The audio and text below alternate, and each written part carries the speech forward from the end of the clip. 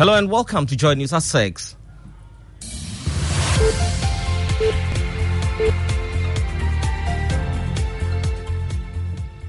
The news is live on Joy 99.7 and Hades 103.9 FM in Accra. In Kumasi, we're on Love 99.5 FM and over 30 affiliates across Ghana's 16 regions, including ATL FM in Cape Coast, Might FM Tamale, Biwa Radio Yendi, and in Kiligi FM in Boli. Get radio, TV, and online content on the manjoyonline.com interactive app for Android and iOS devices. Coming up, hundreds left stranded at the Independence Square in Accra after government cancelled at the last minute a convention which had some of Africa's most prolific speakers, including PLO Lumumba, Peter Obi, all left stranded. This thing is not in the remit of the Constitution? Hasn't it been organized within the remit of the law? So how can you tell us that the power above us is cancelling the program? Meanwhile, Nana Kwame Bediako, also known as Freedom Jacob Caesar or Cheddar, has revealed he's the man behind the mask, advertising the New Force movement. And I want my absence to be felt. And for that reason, I know you're looking for the man. But the man in the mask is sitting in front of you. Ghana racing against time as it seeks to finalize required financing assurances from its external creditors to obtain the next tranche of the $600 million from the IMF. Details as bilateral creditors hold crunch meeting today to determine the cut-off dates, a crucial factor in determining the magnitude of debt relief. We hear from experts. I don't think by the time the government is out of office, we have all the restructuring done. Well, meantime, the finance minister confident official creditors will agree on an MOU in today's meeting over Ghana's debt. Details on the Joy Business Report. And high morale in the Black Stars camp ahead of a pre-AFCON friendly with Namibia today. But the team's talisman, Mohamed Kudus, is yet to arrive in camp few hours to the game. Kudus Mohamed remains the only player who is yet to arrive in camp. And the worrying thing is that the GFA is not giving any information on his whereabouts. These and more here with me, Fred Smith. This is Joy News, independent, fearless, and credible journalism.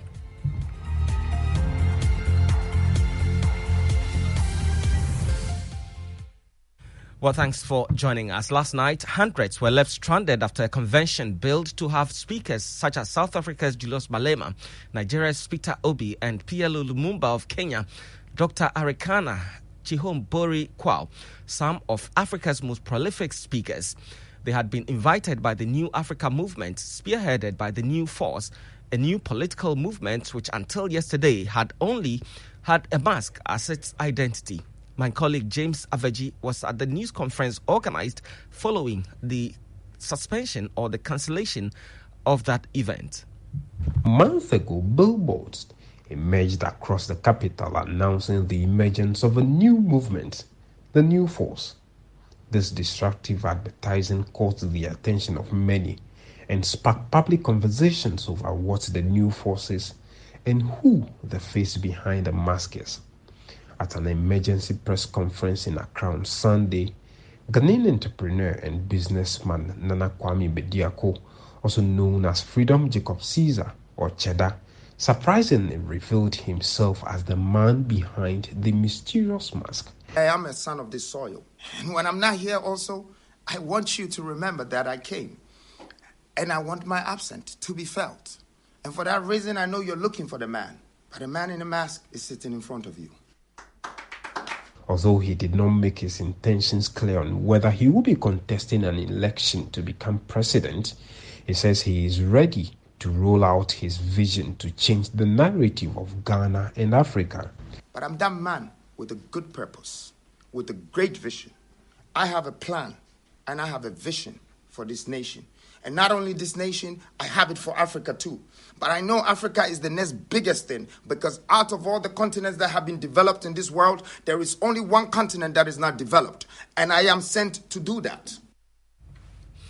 And my colleague James Haveji filed that report. And now here are reactions from some attendees who were left stranded yesterday.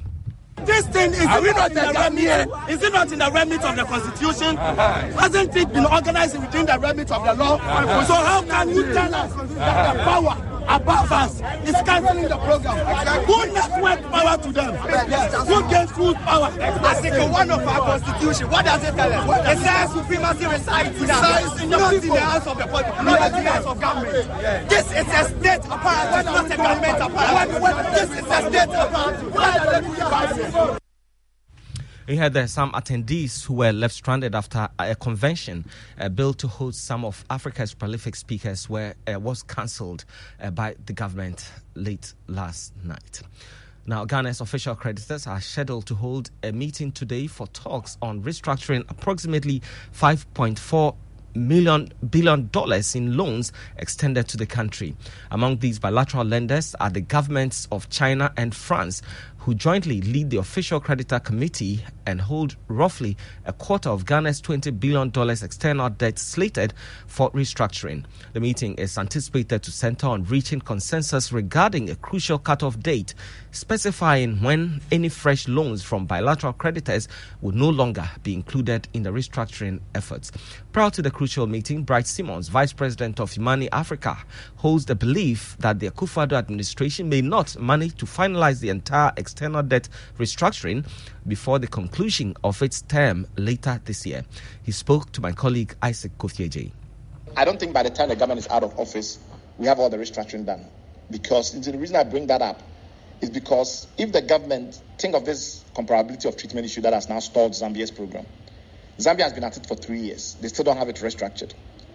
I don't think the government is that keen on restructuring. Why? It's very simple. Restructuring itself doesn't help the government. You know why? Because then you have to start paying. Now it's simply not paying. It's paying nothing. Restructuring means you have to start paying something.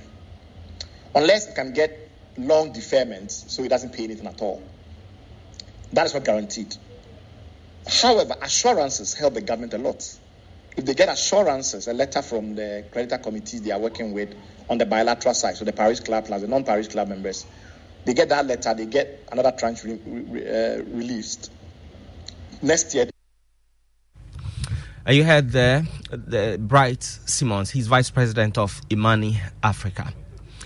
Now, there's high morale in the camp of the Black Stars as the team prepares to take on Namibia in the pre-AFCON game tonight at the Baba Yara Stadium in Kumasi. The game will help in the team's preparation to end the country's 42-year trophy drought in this year's Africa Cup of Nations football tournament, which starts in 4 days.